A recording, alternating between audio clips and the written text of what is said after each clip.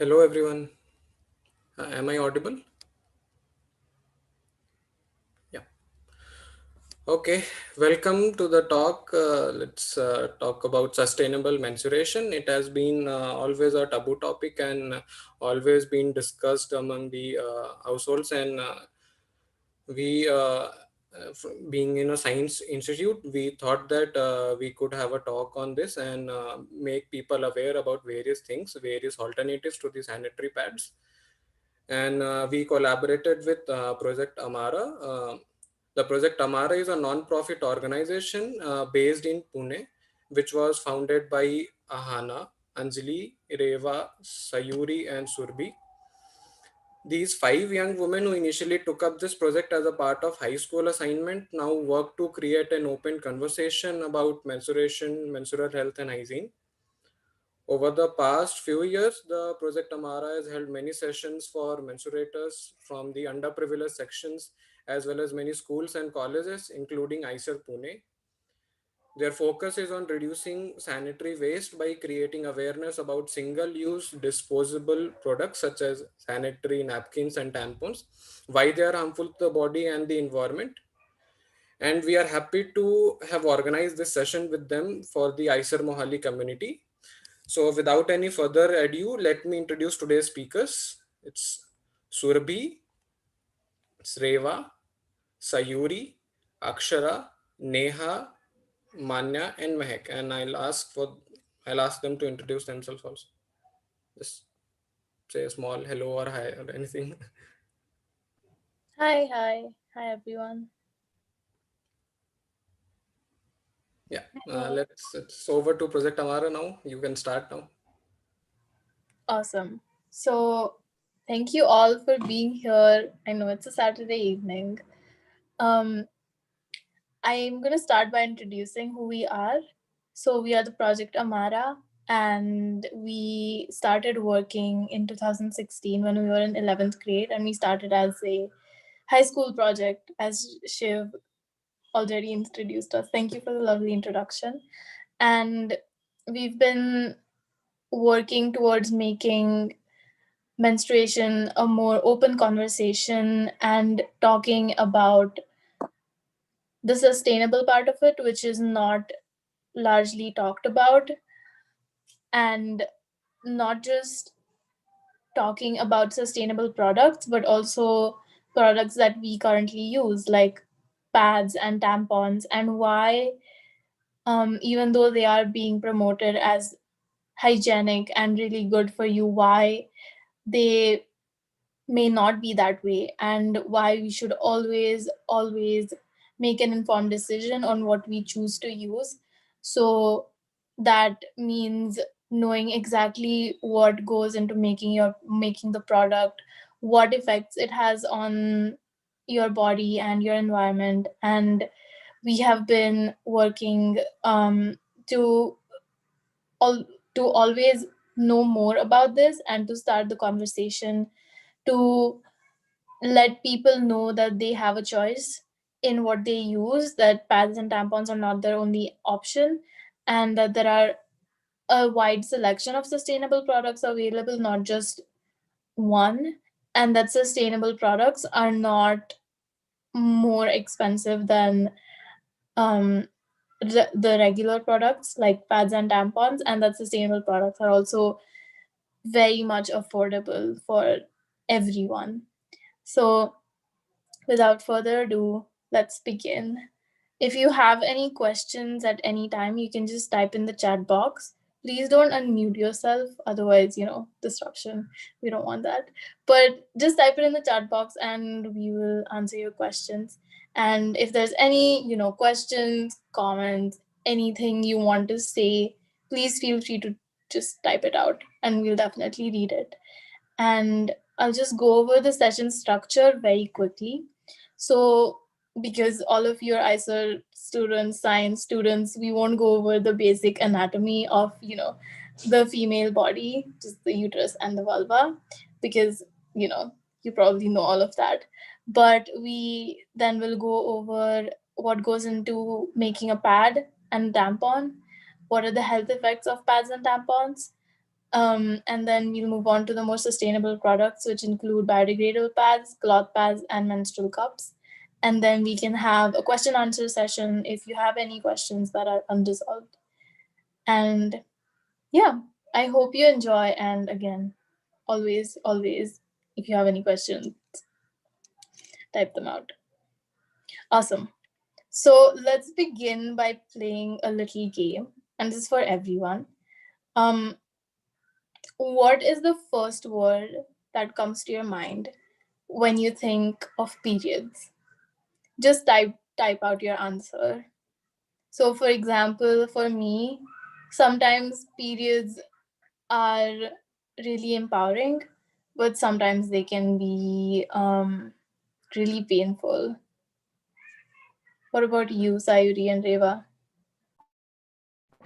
The first thing that I think about when I think of periods is red. So I'm aptly dressed for that. So that's the first thing that comes to my mind.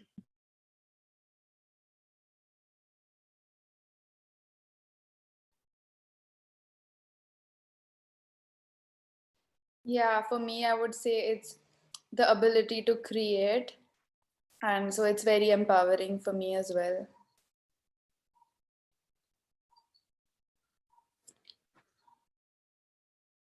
Maybe we can read some of the responses in the chat, or for this particular section, if anyone wants to unmute themselves and say it out loud, that's also all right. Or if you want to share any experiences, any funny stories you might have about your periods.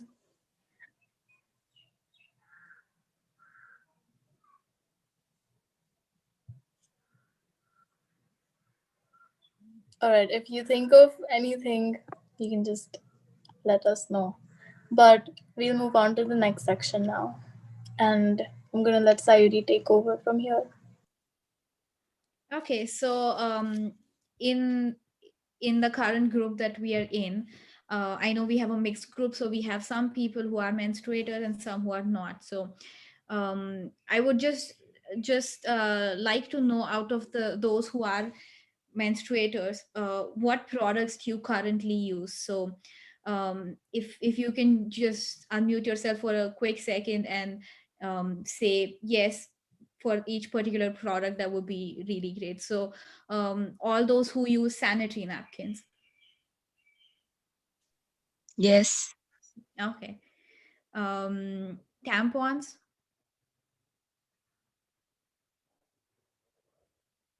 Okay, maybe no one. Menstrual cups. Okay, also no one. Cloth pads, biodegradable pads. Okay, so I'm just gonna go off the assumption that most of us, maybe within the group as well, and the general public, we are currently in the age where sanitary napkins are very popular, very famous. They're convenient, they're easy to use. You can use them, throw them. So they are beloved by many, and they are really comfortable for many. But there are also many things that we don't know about the products that we use. So as Surabhi said earlier, we want to make sure that anytime that you are using a product, that you are making an informed decision, and not only because you think that is the only product available, but you're using it because you truly think that that is something that's convenient for you, that is good for your body, that is good for the environment.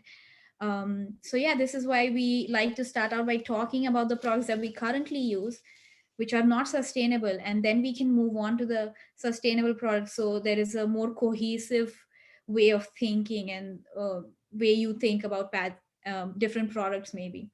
So this is what all is in your pad. Now, but even before looking at it, have any of you ever looked at a packaging, or whenever you buy pads, do you ever look at the ingredients or the materials listed on the package? Now, again, this is something you can say out loud. That's perfectly fine.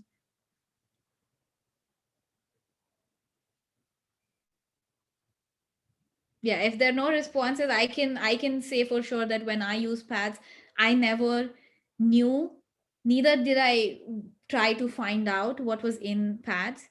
But when we started this project, we thought it was very important that we also talk about this aspect. So on the screen we can all see what all is in a pad, and I'm also going to show you an actual pad that we have opened up, and so we can see all the different layers of it. So most conventional pads, by that I mean big brands, they have 5 layers to it, and they're almost 75 to 80% all plastic, meaning that they cannot degrade. Now, obviously, we know the outer packaging that it comes in. It comes in different colors, but that's the most outer part where each of the pad is individually wrapped.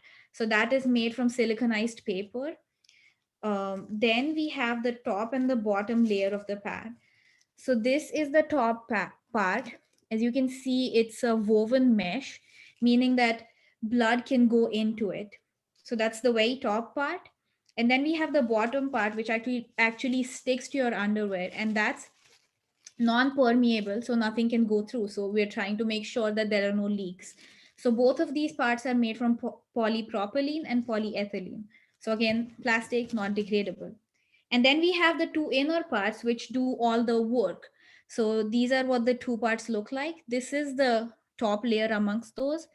Um, those who have used pads before know that it has a very fun, beautiful design, something that really doesn't matter, but it's there. That's the top part, and this is the bottom part. Now, these two parts are the absorbent parts of your pad. So, what they're made from is usually rayon or viscose fibers, which are made from wood pulp, but they are processed a lot. Now, we have seen wood, and we can kind of imagine what wood pulp would be like, and this looks nothing like it. So it's been processed a lot to create these fibers out of which these two parts are created from, and these do all the soaking ups um, within the pad. And there is another ingredient in this. Now obviously we can see that the pad is very white. So what do you guys think is in a pad that makes it so stark white? Again, you can just say this out loud. Bleach. Bleach, yes, perfect. So the bleach that we use to clean our toilets, to clean floors, to bleach clothes to a point where they're absolutely lose all their color, that's what's in here. And since all of you are science students, I don't think I need to go into very much detail as to why bleach really isn't good for your body, especially when it's so close to your vagina and your vulva, which are parts of your body which are very permeable. The skin is very absorbent, and anything that you put close to it will easily be absorbed into your body. So bleach is one part of it, and there is one more ingredient which again those of who have used pads would be familiar with, and that's the particular distinct scent that a pad has. Now I'm not just talking about it after the pad's been used, but also when you buy it, when it's fresh out of its packaging, it has a very distinct scent, and that's because it has added perfumes. Now again, this is something that's absolutely not needed, but it's in your pads because the health standards in India test for very superficial things. And one of them is the scent and the feel and the look of the pad. But it doesn't go too deep into what actually is in a pad and its effects, which we will be talking about soon enough. And one more ingredient that's in here that you can't see is something called super absorbent polymers. And these increase the absorbency of the pad for up to 30%. So it makes sure that while a pad is really, really thin, it can still absorb a lot of liquid. So these are all ways to make the pad slimmer, more discreet. But to make that, you have to add a lot of chemicals and ingredients that are not very good for your body. So these are the basic parts of a pad. And the effects of it we will be discussing soon enough. And the second aspect of it, second type of products that are currently especially becoming very famous in India are tampons. So I don't think anyone in our audience today uses tampons, but we know that it is something that's been advertised is being advertised now, and we just want to tell you a little bit about that as well. So I will quickly like to show you what a tampon is like. So as you can see, this is the packaged tampon.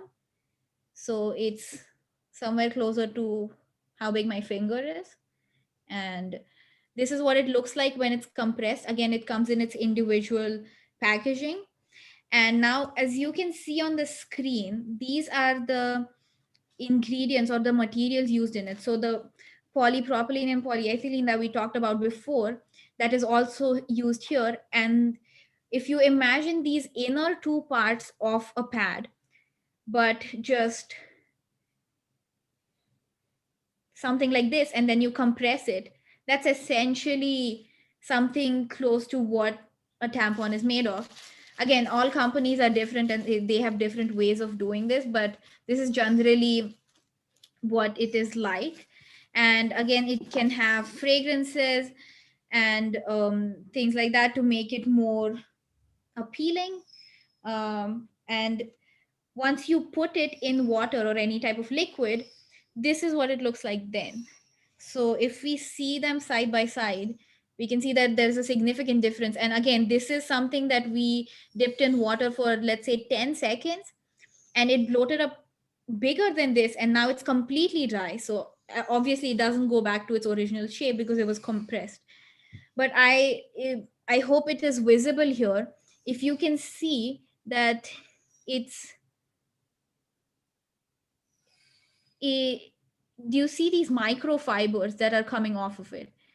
So one of the main problems with the tampon is not only does it have all the same ingredients and materials as a pad, but also this is inside your vagina, whereas the pad sits around your vulva. So what happens is this, the tampon is not only absorbing your blood, but it's absorbing everything that's in your vagina, meaning that it's also absorbing the natural lubrication that your body has, which is very important. And as you can see, there are chances of it leaving residue and leaving these microfibers in your body, which can be very harmful, and we will discuss that in the next section. But these are the basic structures of these two non-sustainable products that we currently use. So now I would ask Surabhi to talk about the health effects as well as the waste aspect of it. So Surabhi, yes. Yes, thank you. So, Sayuri already talked about a couple of chemicals.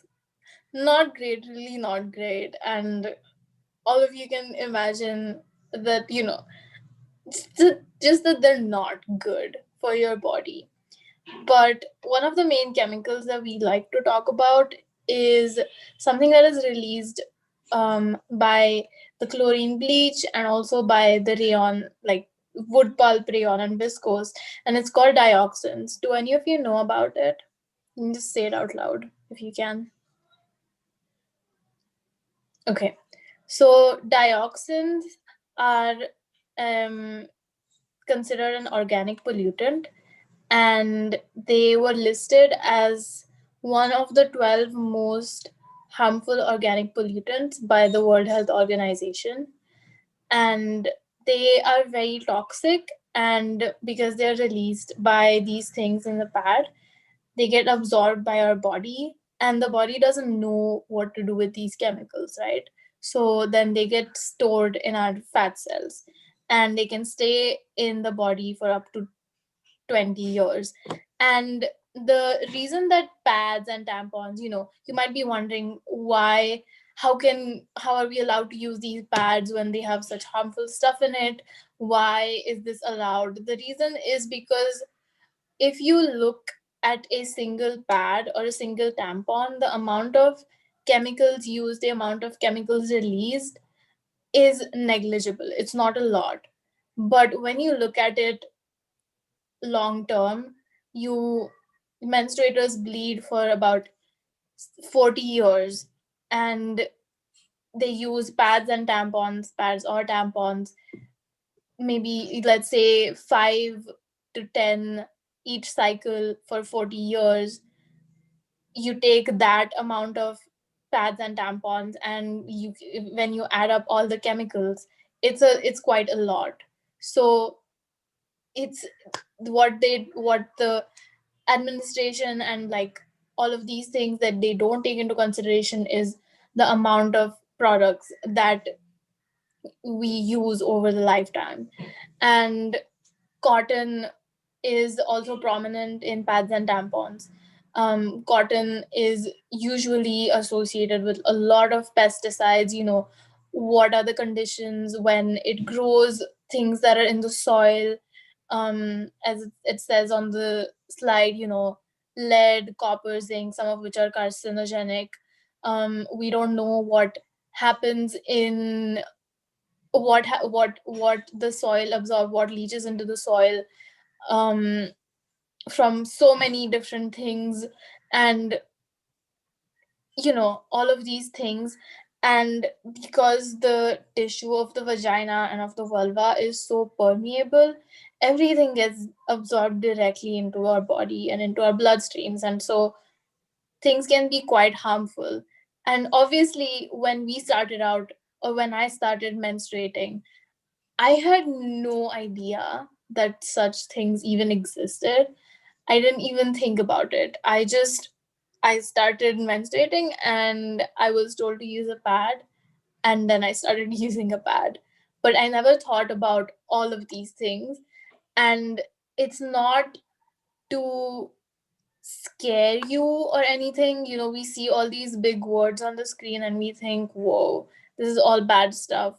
But it's more to get you thinking about the products you use. All of us, not just menstruators, but also non-menstruators, because even if you yourself don't menstruate, you know someone who does, your mother, your sister, someone. And that's why this isn't just an important topic for menstruators, but also for everyone, because either you bleed or you know someone who bleeds, right? And as just a quick note, the reason we use menstruators instead of women or girls is because um, not all menstruators may identify as women, and not all women may menstruate. So just something that we like to do. But yeah, you can read on the screen all the different chemicals. I won't go into it. Um, you probably know half of them more than I do, but really important things, and this is these are the health effects on our bodies and on ourselves. But the other aspect of this is what happens to a pad or a tampon after it is used, after we throw it in the dustbin. What happens to it after? Have you ever wondered where it goes, or what may happen to it? Where does it go? How long does it take for it to whatever? Have you ever thought that? Because I feel like once we just kind of throw it in the dustbin and it's out of our sight, we don't generally tend to think about the afterlife of the pad. And it's an important thing to talk about. So let's start off with what happens to the pad after you throw it into the dustbin.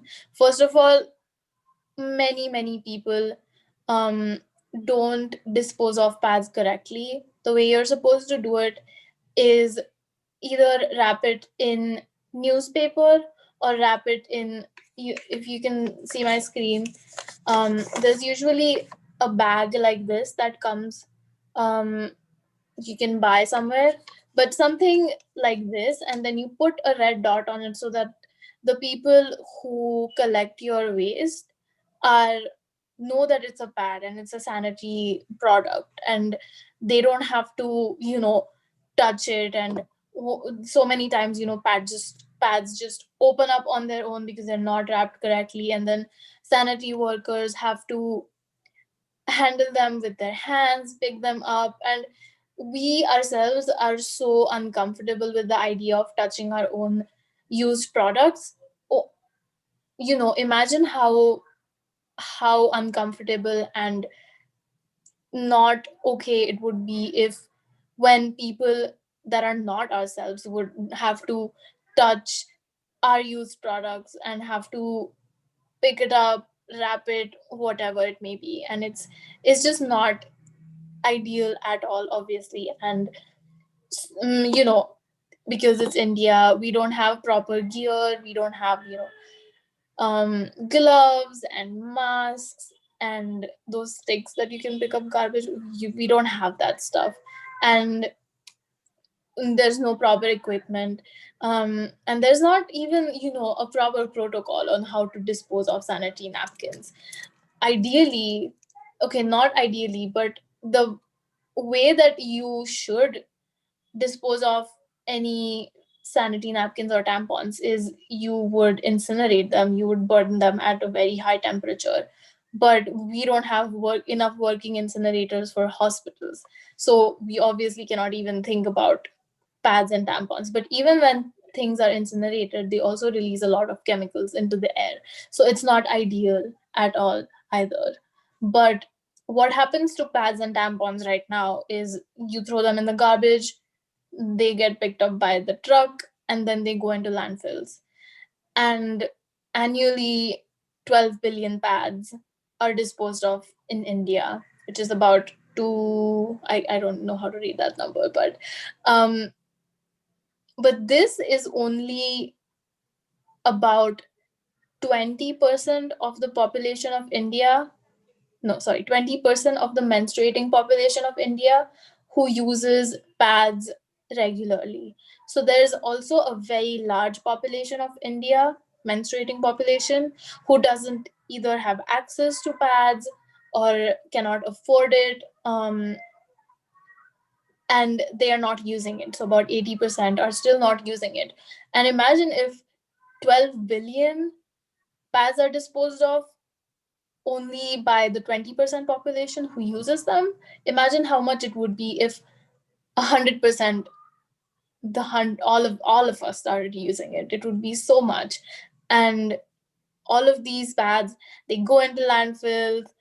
All the chemicals that are in the pads get mixed with the chemicals that are in the landfills. We don't even know what those chemicals are, what blend of chemicals, and all these chemical reactions that happen also with the air and the blood in the pad. So all of these things, they just get mixed, and eventually it's a full cycle. They go into the landfills and then they leach into the soil and the water, and then it again comes right back into us, the food we eat, because soil, food, crops, we use that to grow, and all of those things. So it's a full cycle, and essentially we are the ones who are getting harmed by the products we use. It's not going off somewhere and ceases to exist. It's still somewhere, and it's going to affect us, and it is still affecting us. And because it's mostly plastic, a pad, it doesn't biodegrade, it doesn't break apart or anything. It just stays in there, and it takes about 500 to 800 years for a pad to completely biodegrade. So not only is the first pad that you ever used still out there somewhere, but also the very first pad that was ever created is still out there. So imagine that. All the pads that you've used in your lifetime, all the pads that your mom has used in her lifetime, they're all sitting somewhere, and we don't know what is happening to it. So just some things to think about and to talk about. But yeah, if this is the stuff that is happening in India, imagine what is happening in more developed countries where a larger population is using these disposable and single use products.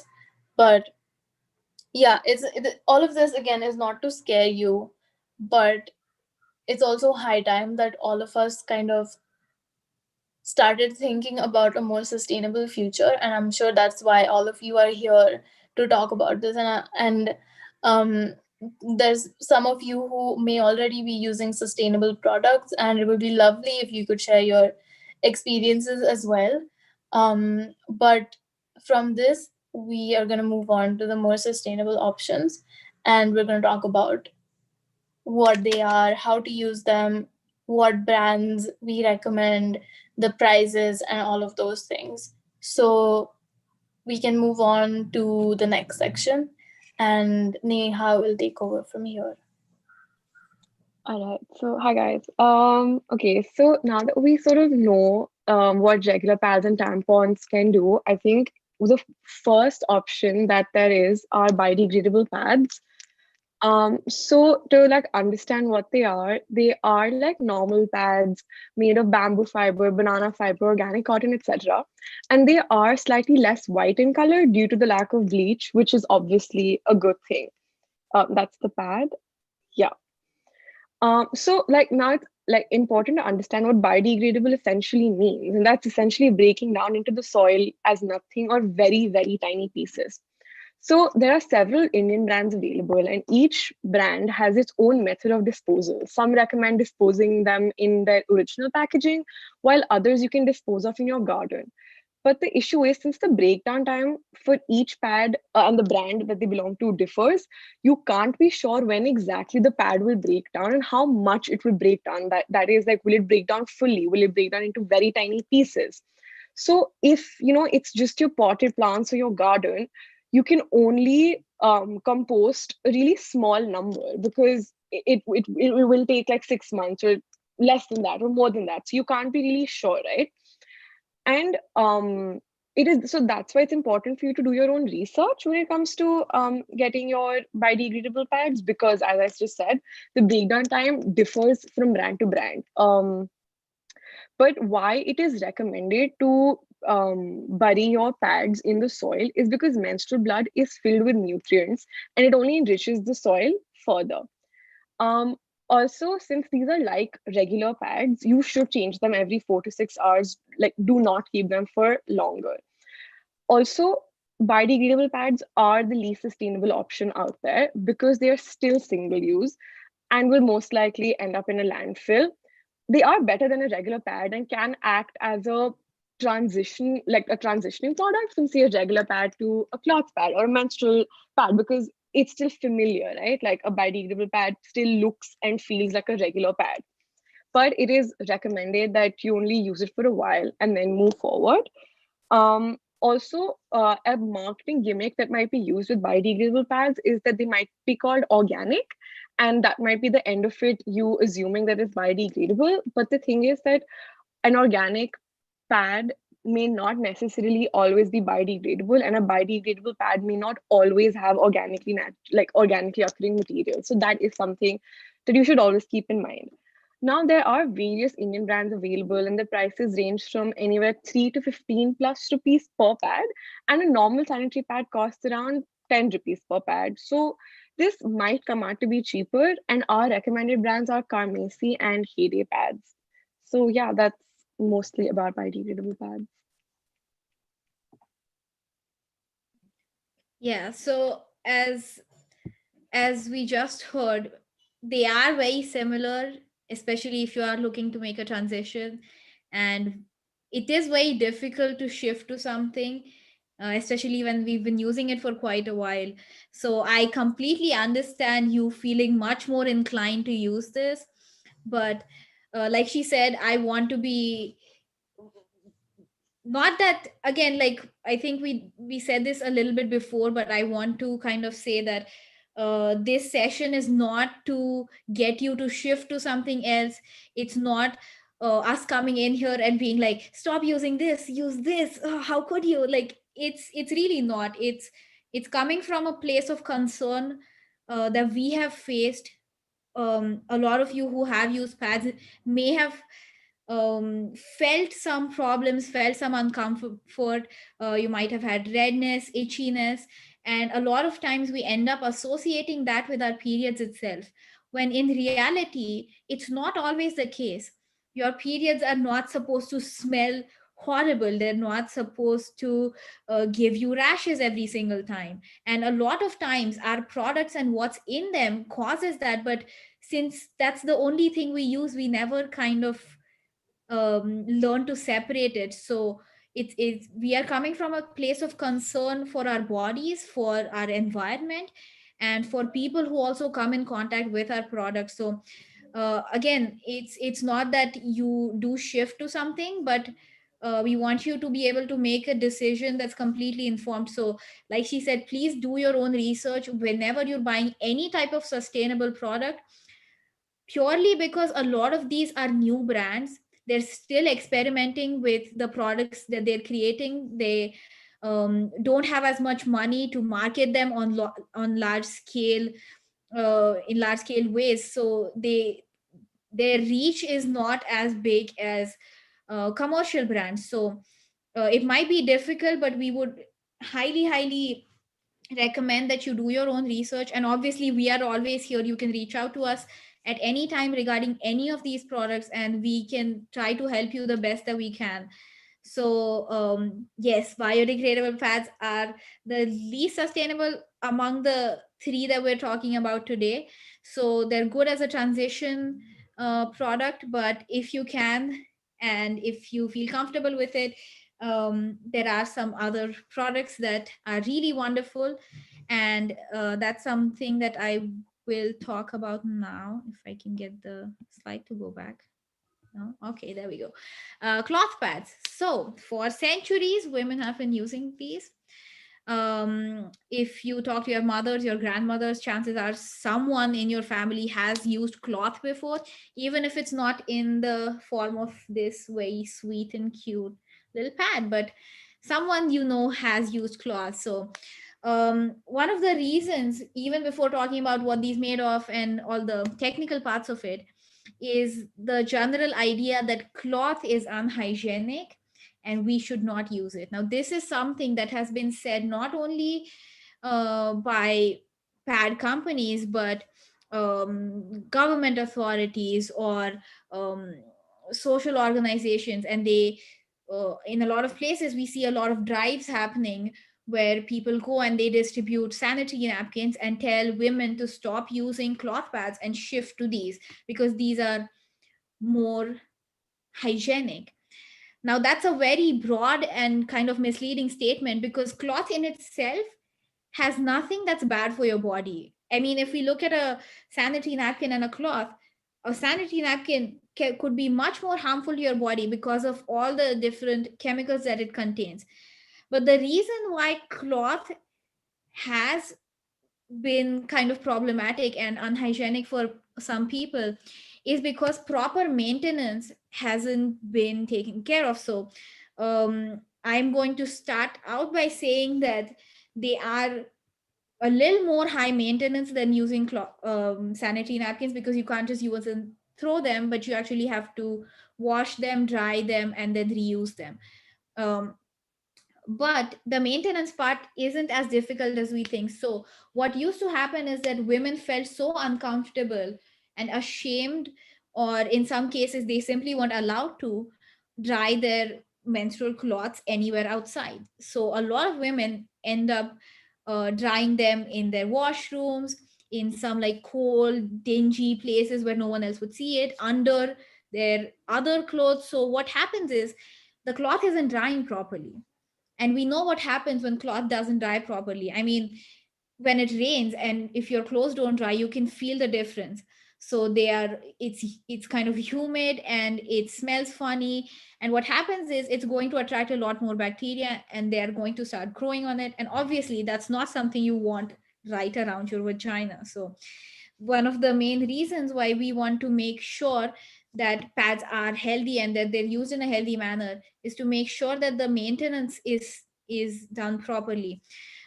So I will quickly go over how to use them. So as you can see, this particular one comes in the shape of a pad. It has these wings which have a button at the back, and it essentially clips behind your underwear, and this is how it sits. And they come in different sizes, just like normal pads. So you can have day pads, night pads, larger ones, smaller ones, and things like that. There are also pads that look like this, and they have a cloth inside that you fold, and that is put in these like side pockets kind of, and that's how that sits. And there are also pads which can open up to look like a complete, like a handkerchief, so it doesn't look like a pad. So people would be more inclined to dry it outside, so you use it exactly in the same way, and you use it again 4 to 6 hours. Now again, here the question is not whether it has chemicals, but also that we are creating a very moist and humid environment, which is very, it is just, it's an easy place for bacteria to grow in. So again, we want to make sure that we're changing them every 4 to 6 hours. And what you do after using a cloth pad is that you have to soak it in cold water. Cold water is essential because if you soak it in hot water, it will stain forever. So you want to soak it in cold water. What that is going to ensure is that all the blood seeps out into the water. Now this process may take anywhere up from like half an hour to a couple of hours.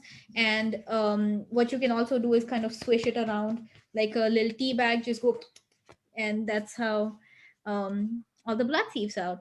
And after that, you can either machine wash them if you're comfortable with that, or hand wash it with mild detergent. Again, soap is not good for your vagina. This is true for even just general hygiene. You don't need to go in there and clean your vagina, it does it for itself. So please do not use soap. The main reason is because soap changes the pH value of your vagina, which we really don't want. It can lead to infections, and it's just unnecessary. So that's how you wash them, and then you have to dry them. Now this is very important, in sunny or open spaces. Now that's where comes the first problem with cloth pads, is that sometimes it's very difficult to find such open space or to find direct sunlight. And that's why in some seasons maybe you won't be able to use them, but as long as you can make sure that they're completely dry, they are extremely good to use. I have been using cloth pads for over 1.5 year now. And I obviously have to go out, I have to do my classes, whatever. It's absolutely comfortable. It's literally like sitting on a tiny little cushion, and it's perfect because you're in pain, you're not feeling good, and this is a bit of comfort. Other I mean, instead of having this rough thing. So yeah, it's really great. And if you can, please, this is a wonderful option. And again, these you can use for 2 to 5 years depending on the brand. Each brand will have their own timeline as to how long you can use them for. And some pads also come with a lining at the back, a PUL lining. And what does that does is that it ensures that there will be no leaks. Now again, PUL linings are a thin plastic film, so again, it's adding just unnecessary plastic. There is also eco PUL, but again, it has the same issues like with biodegradable plastic of any sort, is that while it's biodegrading, it can um, increase the acidic levels in the soil, which is not ideal if you keep burying more and more into it. So you can get the lining ones if you have a very heavy floor, if you just want to make sure. But you can get them without it, and it's still perfectly all right. So that's what cloth pads are made of. Cloth pads are, and they're made of natural cotton or flannel or hemp, which are the fibers that we're looking for. Please don't buy any synthetic products because that's again just counterproductive. So cloth, cotton, wonderful, it'll degrade, and it's fantastic. So that's cloth pads. And just to add a quick thing, you don't have to use cloth pads on their own. Like sometimes if your flow is really heavy and you're bleeding a lot, and you usually use a menstrual cup, but your flow is so much that you need something else, so you can just use a cloth pad as a backup. Or maybe use your menstrual cup for the first 3 days when you're bleeding more, and then you're not bleeding as much, so you can just use a cloth pad on its own for the light flow days. So things like that, you can just add, and all of those things. I wanted to, yes. Yeah, just quickly, like what she talked about customization, that's very easy to do with these. And one thing that you can also do if you have a very heavy flow, there are these tiny, they're maybe this big, they're called labia pads, and they are these very tiny cloth pads. They look like leaves. And what they do is essentially they sit at the center of the pad, and it makes sure that the blood gets distributed kind of evenly. And it also soaks up blood, so you don't have to change the entire pad if you're outside. You can just change the labia pad, and it's easier for some people. And these also come in sizes which are like panty liners and things like that. So you can also opt for them for like everyday use if you do have discharge or anything like that for which you need panty liners. So you can also find that in terms of cloth pads. So yes. Also, cloth pads, you can just make them yourselves. You have old scrap cloth, and you don't know what to do with it. You can just stitch your own pads, so that you know your size, your flow. You can just make it personalized to yourself, which is really great. And like Sayuri talked about vulva pads or labia pads, which are pretty new. There's also another product, which is period underwears or period panties. And surprisingly, there are actually a couple of brands in India as well. So basically, a period underwear is an underwear that collects your blood. It absorbs it, and it doesn't leak through. You don't have to wear anything with it. It depends on your flow and the absorbency of the underwear as well, how much it can hold. But you get really high absorbency ones, you can get low absorbency ones, and you can kind of build your own pack sort of thing. So these underwears, again, depending on the brand, are made from cotton to like more synthetic materials as well. They usually have some sort of a PUL lining, as Saidi said, to collect the blood. So but there are also ones that don't. So there are two brands that are from the US, I think. They're called Thinks and Nicks. I'll share the links. But I know one of them doesn't have like the PUL stuff as but I don't know what exactly the Indian brands do. I also know that the Indian brands don't have underwears for plus size people, so just something to think about. But period underwear are also becoming more popular now, and they can be quite convenient in your light flow days when you don't really have a lot of flow and you just want to chill but you don't want to use any product. You can just use the underwear, and it looks essentially like an underwear, so you can use it like your normal underwear as well. But it's really cool, and it's gaining more popularity as well. And I think from now, Reva can talk about menstrual cups, which are the kind of like the highlight of the session because they're so cool. Yeah. Okay, thank you. Great. So now we've heard about biodegradable pads and cloth pads. And like Sayuri and Neha said, that biodegradable pads are kind of like the least sustainable option. I would say that menstrual cup is like the best option, or like the most sustainable option that is available right now. So this is how the menstrual cup looks.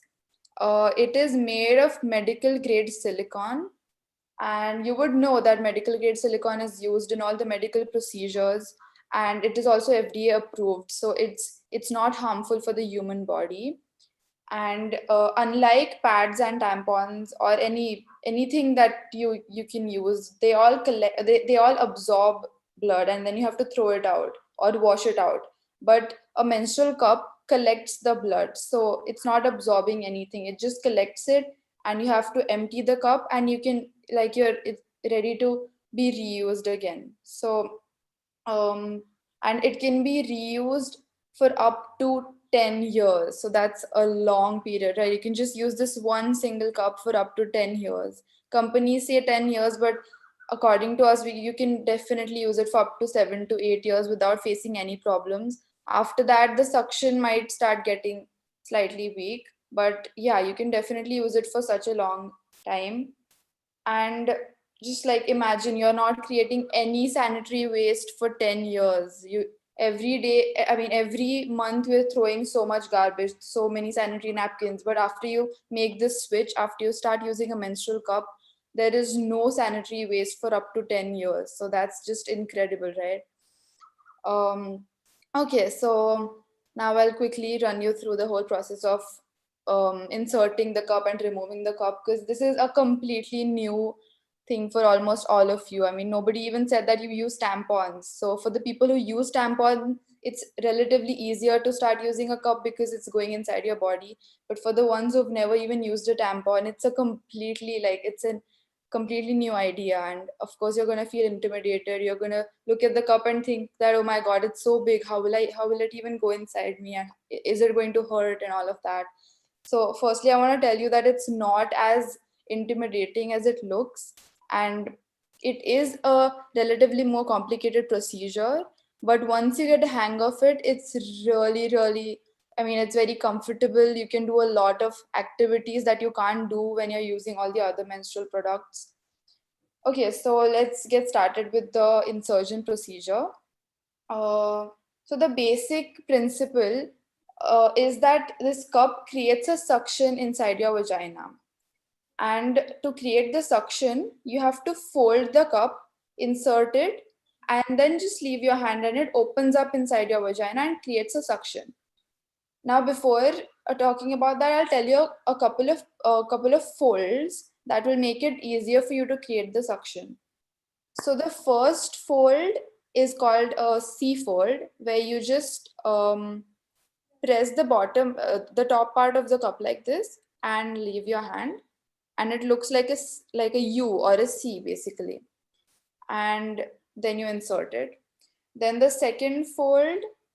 um, the second fold is a shell fold or a punch down fold, where you punch down this part, the top part of the cup like this. I will show it again.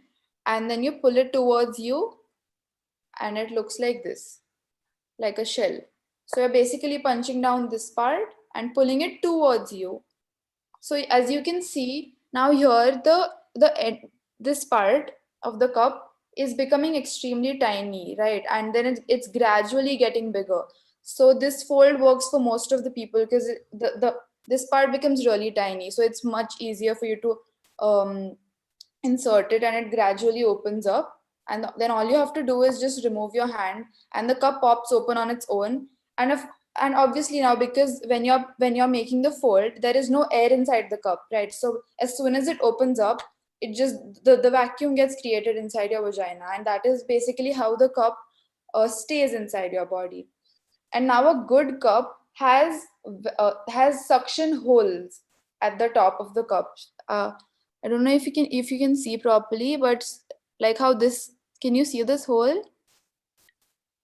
Yeah, so there are I mean, some cups have two, some cups have four holes, and a good cup should have two to four suction holes. So this basically just helps to create the suction quickly, and the suction gets created quicker and it's better. So um, yeah, that is how you insert the cup.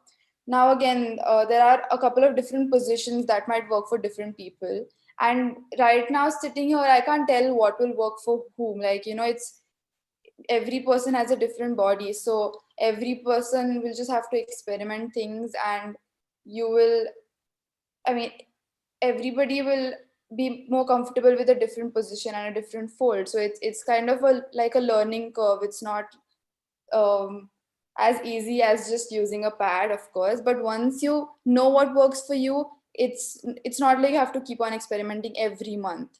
So positions, you can either stand and insert the cup, or you can just sit on the toilet seat, That might work for somebody, or even squatting down completely works for some people, or even keeping one leg on the ground and one leg on top of something, that works for some people.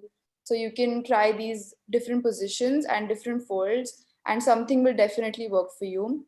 One more thing you have to keep in mind is that when you sit down, or like when you're squatting, your pelvic bone comes lower. So it kind of, when you try to insert the cup, it might hit that bone and it won't go inside. That is also different for each person. Like for me, that doesn't happen, but for some people it might, the bone might come in the way. So you just have to, keep on changing, switching positions and try inserting the cup. And yeah, after you insert the cup, the how do you get to know if you've inserted it properly or not? Because that is very important. If you don't insert it properly, it might start leaking later, and that's obviously not what you want. So if the cup has been inserted properly, first of all, you won't feel the cup. If you're constantly feeling the cup, it means that it's hitting the cervix, and it's not supposed to hit the cervix.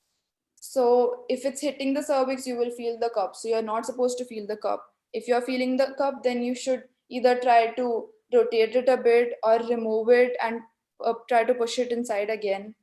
So basically, the cup is supposed to fit around the cervix. So for example, if this is the opening of your um, uterus, this is the opening basically is called the cervix, right? And if you try to um, insert your, like, put your finger inside your vagina, the cervix feels like the tip of your nose. So you can actually try to do that, and the cup fits exactly around the cervix like this.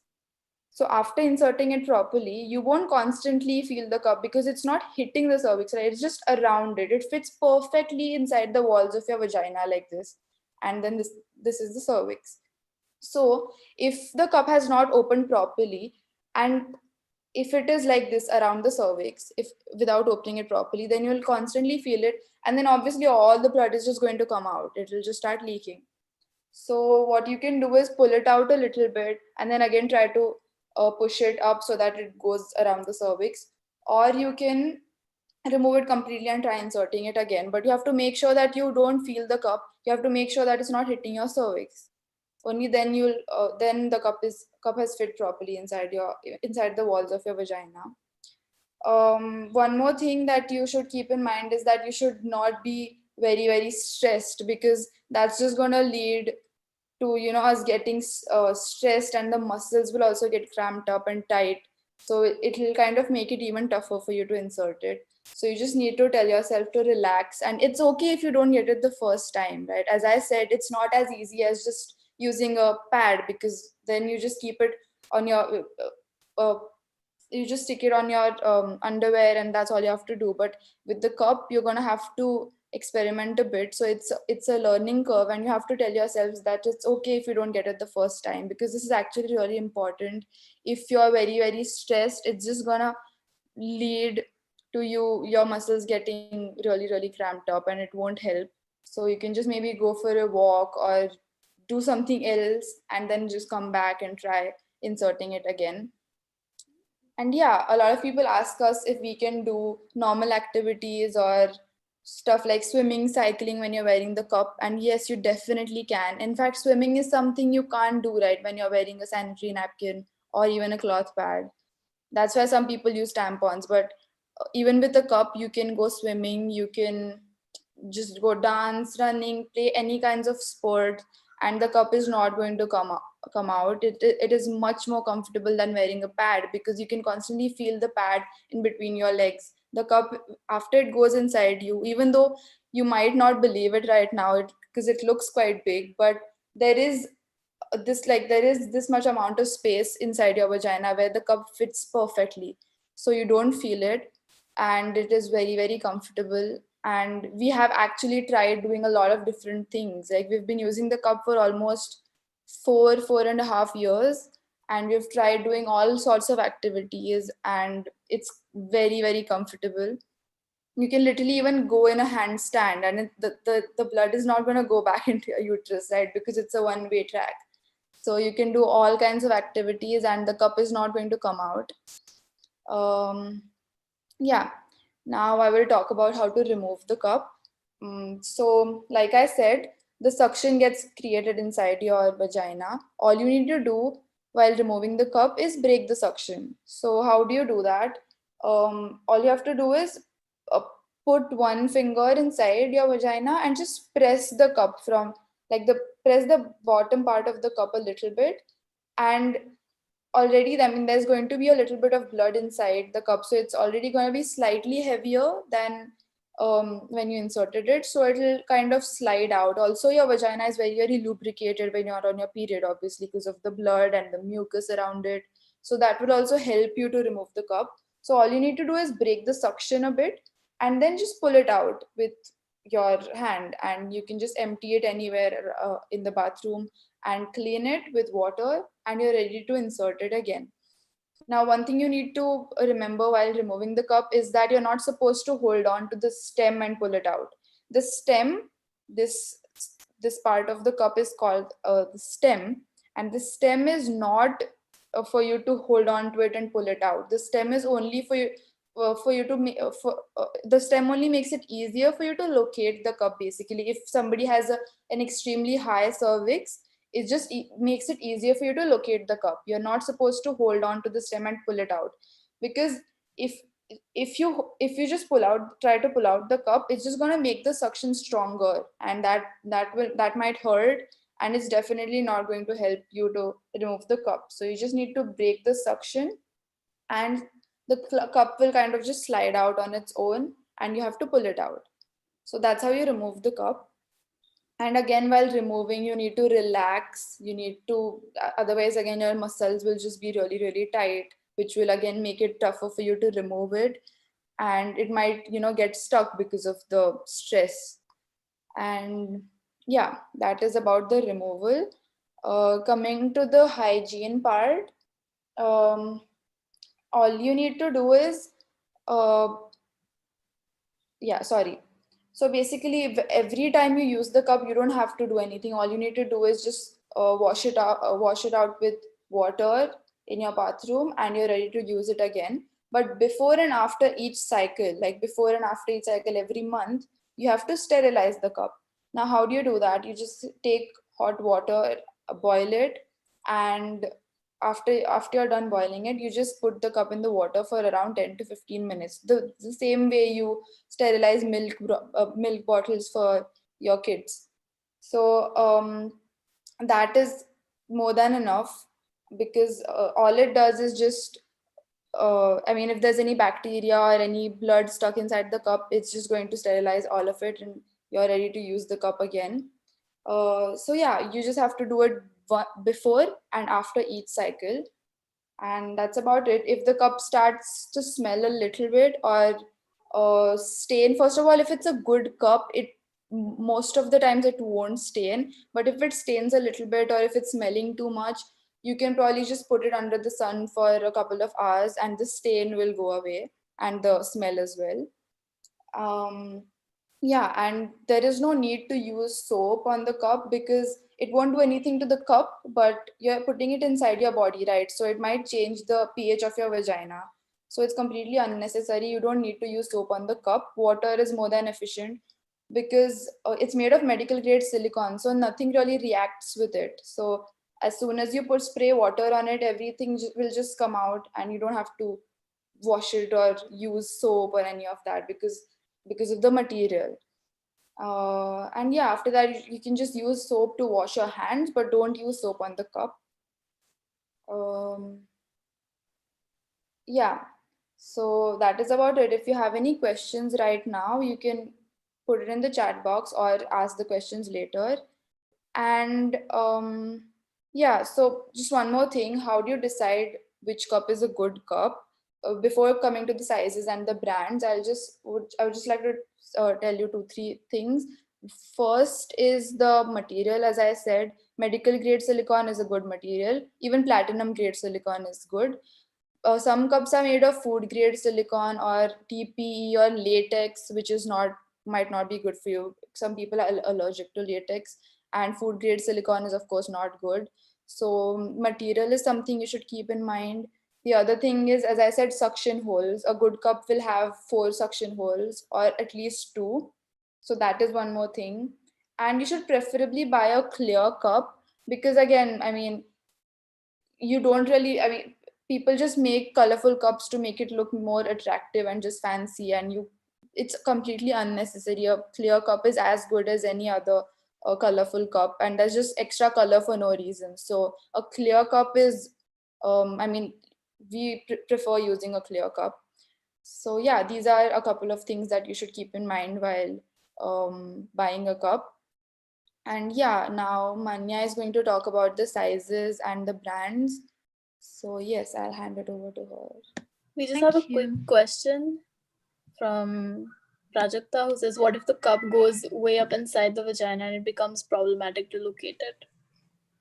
So first of all, when you're on your period, your cervix comes even lower than it usually is. So this is, I mean, this probably won't happen, but even if it does, all you need to do is relax a bit and probably try sitting down, because when you sit down, it will come even lower. And plus, the stem is there, so which just makes it more easy for you to locate it. And yeah, you don't have, it won't go, I mean, there is a limit to how deep it can go inside, right? Because it's after the cervix, it's not going to go any deeper. So yeah.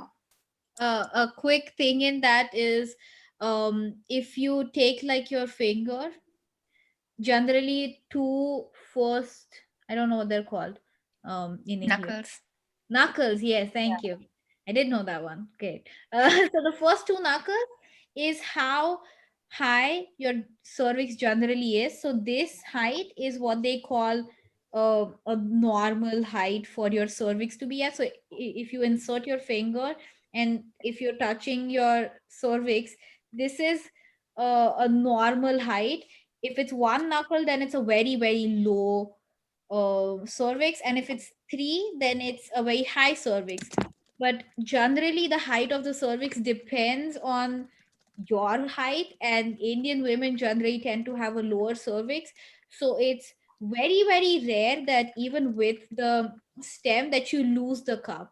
A lot of times what does happen is that we get scared and we kind of get like this, and you're kind of sucking it in, and that is something that can come totally happen. So if you calm down, I can assure you that there's no way that the cup would get lost or anything of that sort. So I think, yeah, so that's just how high your cervix is. It should be perfectly fine. Yeah. Regarding between cycles, it shouldn't be a problem because essentially you're not keeping the cup outside of your body for too long, such that it would like pick up an infection anyway, right? You're keeping it inside a clean like bowl or something that you've reserved for it, or you're keeping it inside your body. So it's very unlikely that it actually picks up something, and when you wash it with water, it ends up being fine. And like it's not like menstrual cups are under researched either. Like there's been a lot of studies done about whether people have picked up infections from it, and that's really not happened at all, which is why it shouldn't really be a problem.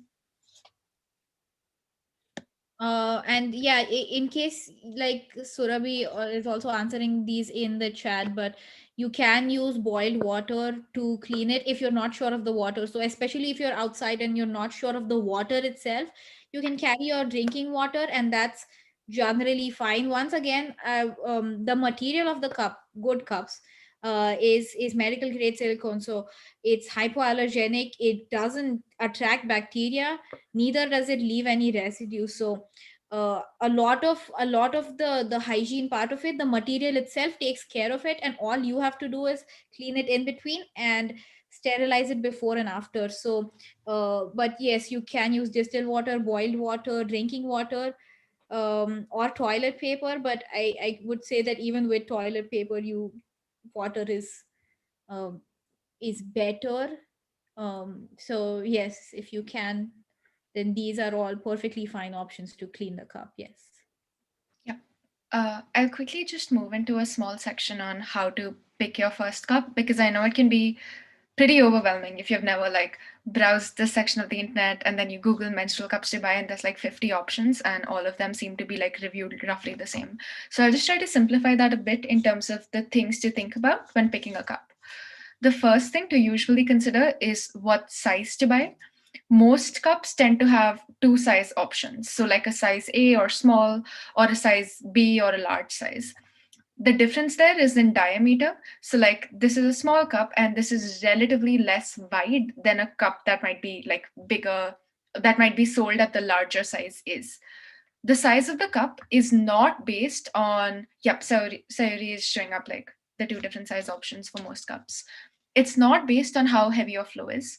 Don't just buy a bigger cup because you think it'll hold more blood. All cups will hold more blood than a pad or a tampon will like many times more blood. You can often keep it in for 8 hours, and sometimes you like if it's like a situation where you're just unable to take it out because you're busy, it can safely stay in your body for up to 12 hours, which is much more than a pad or tampon. That said, uh, what's most important is that it fits comfortably and it can stay in your vagina and it can like be held by vaginal walls. The cup size is determined by the strength of the vaginal muscles. So if you're under 25, you are sexually inactive, you've not given birth, it is likely that your muscles will be tighter and they will want to hold like a smaller cup. So a like buying the smaller size might be better if you meet these conditions. But if you're older than that, you've given birth, or if you have an unusually heavy flow such that you need to change like every 2 hours, then like a big cup might be a better consideration to like start by trying off. But the most important thing is how comfortably it fits in and whether your body is able to hold it. We've already discussed materials a little bit. Most menstrual cups, just to like, in case anyone missed the previous bit, are medical grade or platinum silicone, which is usually the best material. Some of them are of other materials like thermoplastic elastone, TPE, or food grade silicone, which are not going to be harmful, like my cup is TPE, but they are still less preferred than medical grade options if you are able to find them. The next few things I'll mention are things you can consider, but like if you're overwhelmed, it's totally fine if you base your decision on size and material and buy like a recommended popular brand that works for the vast majority of people. The other two things to quickly go through are the length of the cup, which differs by brands. That's not a size thing. Some brands will just have like a smaller cup or like a cup without like a stem attached. So it'll like end up being smaller, while some will just have a longer cup. So the length of the cup depends on your cervix height, which Sayuri like explained how to find. So when you are on your period, since your cervix is lower, that's probably the best time to try to measure it. If you sit comfortably and insert your index finger up your body, you will end up feeling the cervix. It feels a bit like the tip of your nose, like a slightly hard thing, or like a pebble with a slight ridge in it. And it feels different from like the rest of your body. So you would be able to tell that you've reached the cervix. If you are unable to find it, despite inserting your full finger, it's a high cervix. If you find it like right after you've inserted at like one knuckle low, a few knuckles in regular. But what does this mean for a cup? If you have a very low cervix, like completely almost like at the mouth of your vagina, that means that you should look for a cup that's smaller than the rest. Or if you buy another cup that's not smaller, and when you are wearing it, the stem is like outside, then you should consider something like trimming off the stem of it after a few tries if it's still sticking out in a way that's uncomfortable. If you have a medium cervix, which is most people's cervix, on the average cup should work just fine. There's nothing to think about here. If you have a very high cervix, it might like such that you're just unable to find it. It might be better to consider like a cup that's either longer, because most cups will have like their measurements listed, or to like ensure that it at least has a stem so that you're able to find it in your body, even if it's not like an unusually long cup rather than like a cup without a stem. The second thing to consider is the softness of the cup. So for most cups, they're roughly the same softness, so it won't matter too much. But if you're someone with like a very, very weak bladder, then a softer cup might be better so that it doesn't like pressurize your bladder too much. Or if you're someone who's very, very athletic, such that you have very strong pelvic muscles, then a small cup will just like immediately close up. So you probably need like a harder cup instead. But for most people, most cups are fine. This is not something to worry too much about. There's some exceptions to consider. So if you have something like vaginismus or endometriosis, or if you have an IUD for birth control, then it is still totally possible to use a cup. In fact, a lot of people find cups better than tampons and pads, but it's slightly more complicated. So it might be better to A, do your own research, and B, if you're really scared, talk to your gynecologist first. If you also have like an allergy, like a latex allergy, silicone allergy, that might be a reason to like stay away from a cup or to look more carefully into its materials if you have a previously reported allergy for some things.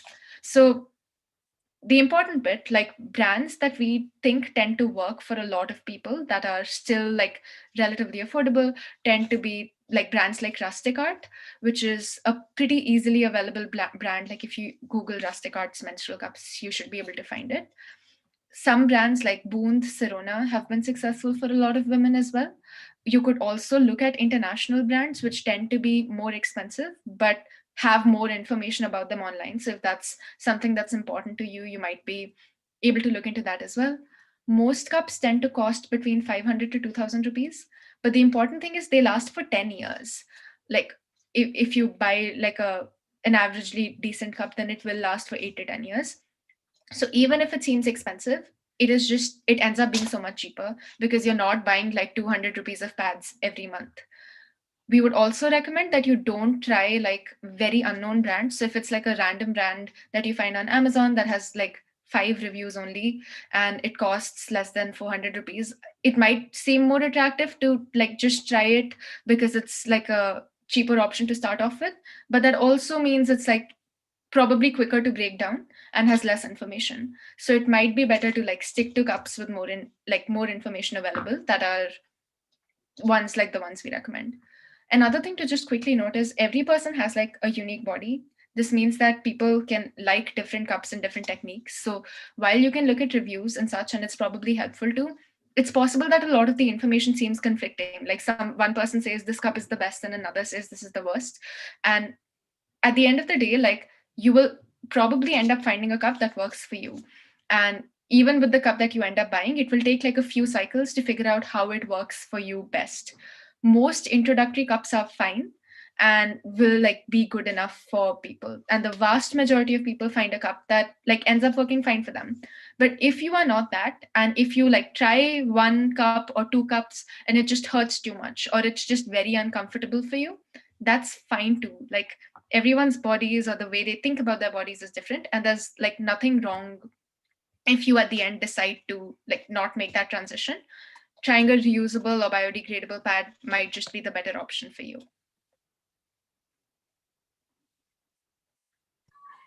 Thank you, Manya. I just want to quickly add that there are some cups that are out there or some brands that have like a different kind of cup. So it's like a disc shaped cup, which is usually used, so a normal cup is probably not the best idea to have inside if you're trying to have penetrative sex. But then the disc cups, they're usually meant for that. So they don't kind of hinder whatever. But what we have what we have noticed is that with the disc shaped cups, they don't usually have a strong enough suction. So what you can do is you wear that one just during, but then switch to a normal one for the rest of the time. So yeah, that's about cups. And we're at the end of this session, and we want to ask you if you have any questions or any comments that you'd like to share with us. You can unmute yourself and talk. Definitely.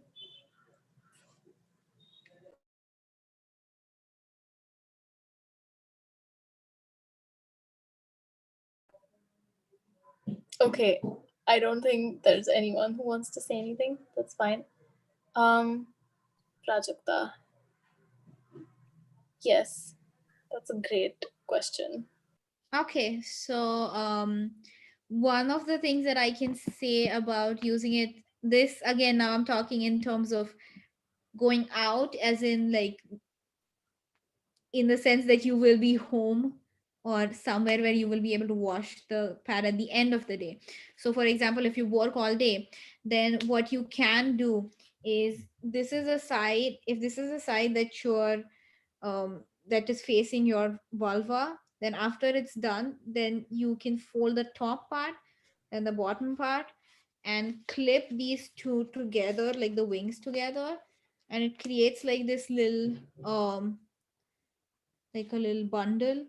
And usually they come with cloth bags or little bags that you can put it in, and that you can take home, and by the time you're home you can soak it in. So once again, I want to be very specific here that this is not for like 3 4 days you keep it and then you wash it, obviously. So as soon as long as you wash it on the same day and you make sure that it's not coming in contact with anything else, and that you're washing it and drying it properly, it should be fine.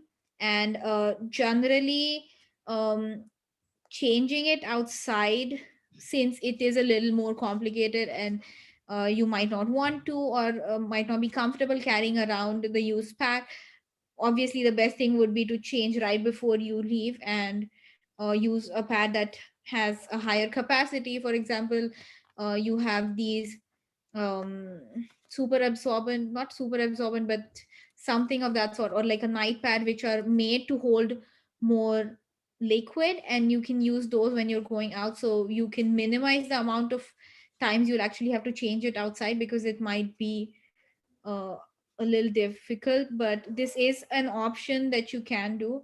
And obviously, if you are in a situation where you won't be able to wash it by the end of the day, then it might be better to use something else instead, because we don't want to keep a used pad for way too long, because like I said before, it's going to attract bacteria, and also your blood is there, so it's bodily fluids, not something you should keep just like that anyway. So yeah, that's something you can do. Will a menstrual cup work for one having a high flow? Absolutely. And I think it might even be better for you, in the sense that if you need to change pads really, really often, then this would give you a little more time. So, generally, it is said that tampons or pads hold 1/3 of what a cup can hold. So, for example, most of these like really good cups come with their own measurements written on the cup. So they're generally 15 to 20 to 25 ml. And like to just to give you an kind of overview, like you bleed around 80 to 100 ml in your entire cycle, which is like the general amount. And like very high flow is generally above 110 milliliters. So already, if you make the calculation, this if this can hold 20 or 25 ml, then you don't need to change it as often. So usually cups hold significantly more, and you can use them safely for a longer time. So with a heavy flow, I think cups might even be better for you. It is still possible that you'll have to change them more frequently than other people, but I think it will be less often than how often you need to change pads basically. So yes, you can definitely use them with a high flow. Yeah, if you again, if you want to ask a question, if you don't want to say it out loud or put it in the public chat, you can direct message either one of us. And even afterwards, if you are having any problems, or if you have any questions regarding any of the products, just menstruation, if you want us to hold a session somewhere, if you just want to talk about the taboos and whatever surrounding menstruation, we are always very happy to hold circles and conversations of this sort. So feel free to reach out to us. um yes, is there, I have one more question, which is there any distinction as of now while collecting the pads from dustbins from public places to separate biodegradable pads so their actual purpose is served? So I'm guessing you are asking this in the sense that are biodegradable pads collected separately, uh, or that they are um, ending up okay. So basically, one of the biggest problems, like we talked about before, um, is the waste aspect of it. And what happens here is, especially in India, is that sanitary waste is not really recognized as a third type of waste. So we segregate it in terms of wet waste and dry waste.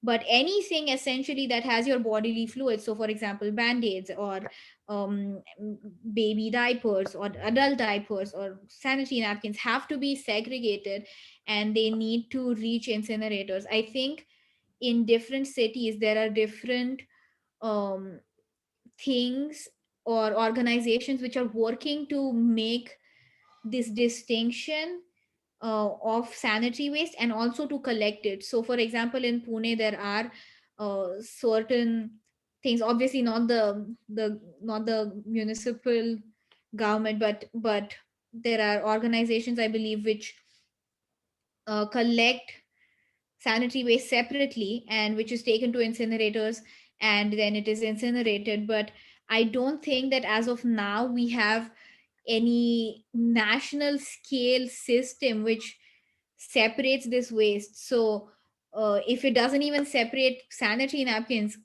um, biodegradable pads are really new and not a lot of people use them. So we doubt that there is any kind of data or statistics to amount to that. And I think a lot of people who I know who use biodegradable pad, or we know who use biodegradable pads, do tend to bury it themselves, so they don't actually throw it. So I think research or like analysis of that sort will be more possible first when more people start using it. And I think when we have a much clearer understanding of how to segregate the waste we currently have. So yeah, I think that's what we can say about that right now. Yeah, thank you. um yeah, I think we'll wait like a couple more minutes in case there are any questions, or we can say goodbye. So thank you so much for taking the time to join the session today. We hope that you found it interesting and useful, or some sort of positive thing. Or if you found it not very good, you can also let us know that. And we're always looking to find more ways to make sessions more accessible, to make them good for a lot of people. And it's really difficult to do it online, because we can't have like a conversation. And in real, like in person sessions, we like to do a lot more things that are interactive. And that's not just like we're coming in here and we're telling you, oh, this is what this is, and things like that. So we are very very grateful that you invited us here, and hoping that you liked it. So, and you, like I said before, you can reach out to us at any time regarding any issues, any problems, any questions. And if you need any help, or if you want us to hold session, or regarding products. So, yes, thank you so much. And also, thank you so much for organizing this session. And yeah, if anyone has any final words. Yeah, thank you. Thanks a lot. It was really informative. I guess all of the Isar Mohali community people will agree with me. It was a really informative session, and we look forward to make more and more people aware about certain things, because these are the things which people should know, and this is something which should be talked, and basically we should have conversation about these along these lines more often. And it was really good of you to talk up on all these things. And I really thank you all of the speakers from Prayatna, from Isar Mohali community, to uh, come and give a talk on this topic, and it was really informative. Thanks. Thank you. Thank Thank you. you so much for organizing this. It was lovely. And yeah, we'll send out an email at the end. So if you have any questions, you can write to us. And this was great. Thank you for organizing it.